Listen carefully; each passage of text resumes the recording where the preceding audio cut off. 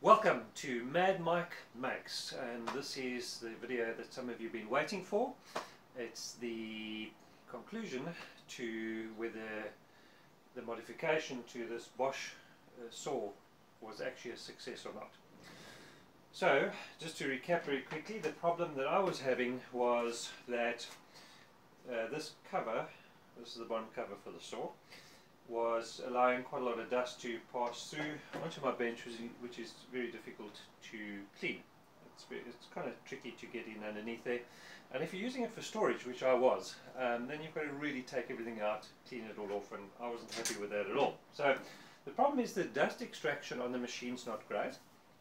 It's a brilliant little machine, don't get me wrong, but it is a job site saw, so it's not really made for for this sort of application being in a workshop.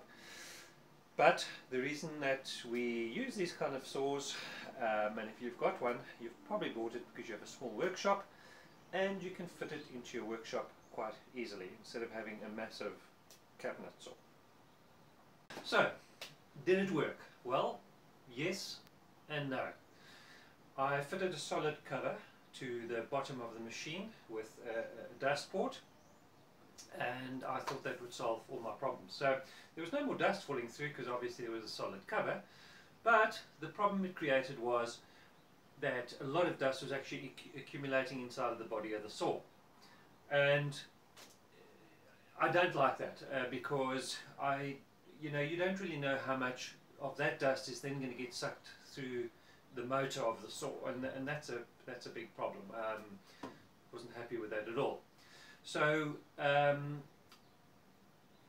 the question is, where to from here? Well, what I'm going to do is I am firstly going to make another cover for the saw. This is a plastic one, and the reason I'm making a new cover is because I want to attach some kind of material to the big gap at the top of the machine, and that is where a lot of vacuum gets lost. So I'll be pointing out a few things during the video that you'll see, and hopefully we can all discover together how this whole extraction business works, because it seems to me that when the pipe sort of goes into a large area, you really lose a lot of I don't know, what do you call it, extraction power or whatever. That vacuum tends to get lost in a big open area. So the way that air travels is quite tricky, I think, and you've got to kind of restrict that airflow. I think that's the trick, is to restrict the airflow and almost to force the air to go in a certain direction or path where you want it to go, so that it is drawn in one direction, if that makes any sense. So that is what I'm going to try and do. So stick around and we will see if we can solve this thing properly.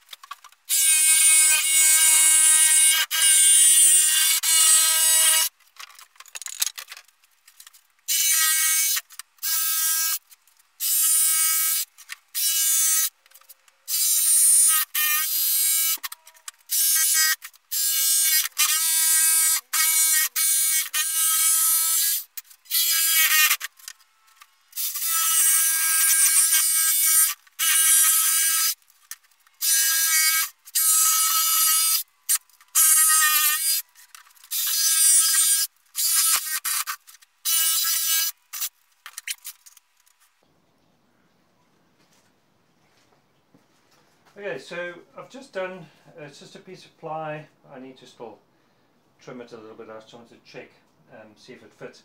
I am going to have to do a small raised section here though, because the nut actually protrudes a little bit, so I know I'm going to have to make a plan with that. But I just want to see if the basic fit is any good, and it looks okay. I might have to just take a little bit away from that port Other than that, it looks fine.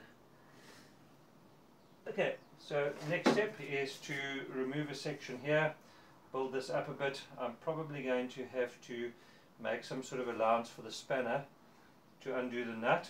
So as you can see, this the original shroud is kind of raised there and even around the blade, which I don't think is necessary, but I'll see, maybe I'll do that as well. But I'm going to have a bit of an issue with space here, because if I'm going to be attaching a hose here, I don't even know if it's going to work, to be honest, but then I need more space. I might just leave that flat, and I might only raise a section, do a cutout for a section just to get in with a spanner. So let's see how that goes. So just a quick tip I wanted to share. I'm busy building the shroud, and I want to copy this inside line, and I want it to be offset roughly 10 mil. So it's almost like scribing when you're scribing an offset. And what I've just thought about that I could do is actually use a bearing and run the bearing on the edge. I've measured it, the bearing's 10 mil. But it doesn't really matter. I mean, if it's roughly 8 mil or 10 mil, you're good. And then you just stick the pencil on the inside of the bearing, and you just run it all the way down along the edge, and you should, in theory, get an exact copy of that curve with a 10 mil offset. So I'll show you a little bit later where this comes into play, but just a quick tip. Okay, so I've installed a new cover, and I haven't done any other changes. I'm going to do a test cut and see, or a couple of test cuts to see how much dust falls out the bottom, and then we can go sort of to the next step. If there's still too much dust, then we'll try something else.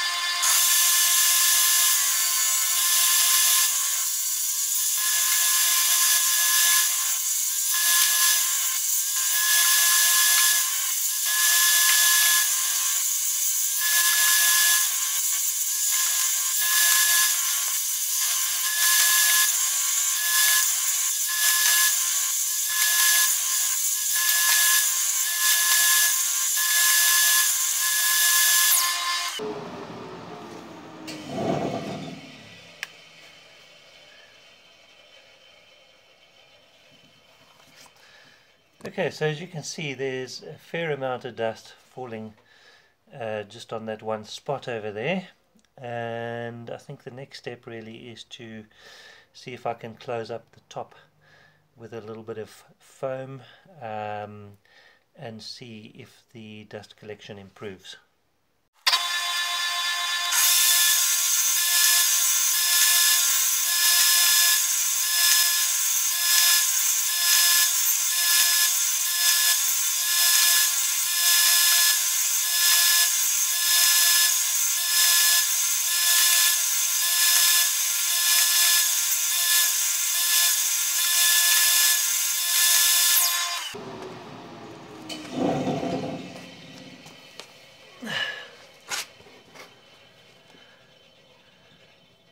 Okay, well that's quite a big difference. There's a small amount of dust, but for the amount of cutting I've done, it's really not a lot. I'm not sure if you can see, but probably in the video you can probably see the dust falling down.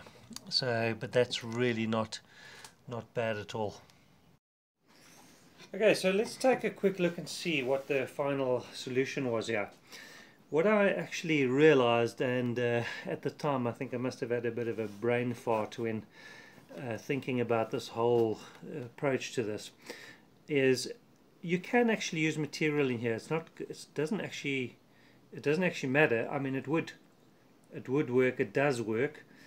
And all I really did was I fixed this piece of canvas to the edge of this shroud or this cover. I then took it and I wrapped it underneath. There's a bar, a release bar, and I think it's got to do with this extension table. There's a bar with a thread on either side, and I think it loosens the table so that you can extend it out. But I took the canvas underneath that bar and I kind of stretched it as tight as I could, and I fixed it to this piece of timber that I put in underneath this section of the table, just using a nail gun and some strips of wood. So it's a little bit of a I would probably say a bit of a knock together job, you know, not my finest moment, but I needed to really find some kind of solution for this, and I think this is pretty much it. So when you put the fan on, and I used a piece of Perspex just on top, like this. I wanted to check and see how much the fan actually pulls this canvas towards the blade, because that was obviously my biggest concern, was that the canvas would get caught in the blade, but it doesn't come even close to that blade. So I would say, if you're going to do this kind of modification, there are a couple of things I would suggest. Number one, try and use a slightly heavier material than canvas if you can find it. The other thing I would probably do a little bit differently as well is I would probably put that extraction port more to the back, to where the old port is, because dust does seem to accumulate there, although I'm looking at this now and I'm not really seeing any dust there. The other thing that I haven't done is I haven't put this plate back. There's a metal plate that kind of covers this section as you raise the blade. I need to actually take the whole thing apart and put it back on. I'm not sure why I didn't put it back on, but I should have. It kind of stops possibly some of the dust from going over to the side where the motor is. Other than that, I would say yes, I would say this can really work. And the last thing I probably need to do is just put that bottom cover back on and see if there isn't a way that I can fit it that would make it easy to clean out every now and again, instead of all the dust falling onto the bottom of the bench. So there we go. In conclusion, I think that is the final fix. And if you have the same machine and you are going to do something different, I'd really love to hear from you, and just find out if you did anything different to what I did, and if you found, if you're happy with the result that you've got. I think we're all striving for a dust-free environment, and the closer we can get to that, I think the better. Less cleaning, more woodworking. So until the next video, I bid you goodbye.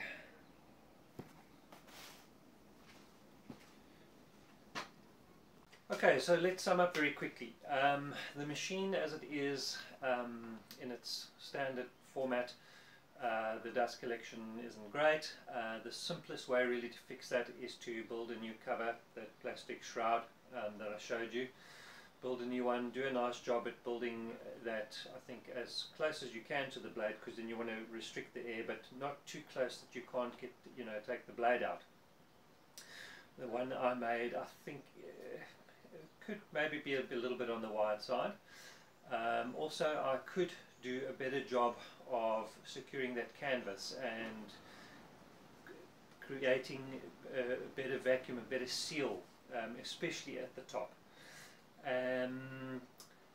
For those of you that don't have sort of a bag extractor like I've got, if you're using a normal vacuum, I would say that you can do this modification and you can get away with using a normal vacuum, because the dust does tend to accumulate at that dust port. So the only reason I've done it this way is because I wanted a larger volume of air and I wanted to just try it. But I'm pretty sure that it would work if you still used the old dust port. The trick, though, as you can see from the two lots of test cuts, is definitely just having some sort of cover around that big gap at the top, and that is where all of the volume of air is actually being lost, and that's where the dust is actually finding its way out of that enclosure and ending up on the floor or elsewhere in your workshop. So I hope that you found some value in this video from the point of view that at least now you know what not to do and what doesn't work. So you can probably save yourself quite a lot of time and trouble, you know, trying the wrong things, and you know what does work. So I'd love to hear your comments, you know, and let me know if you've done something similar, and if it has worked for you. I hope it does, and happy dust-free cutting.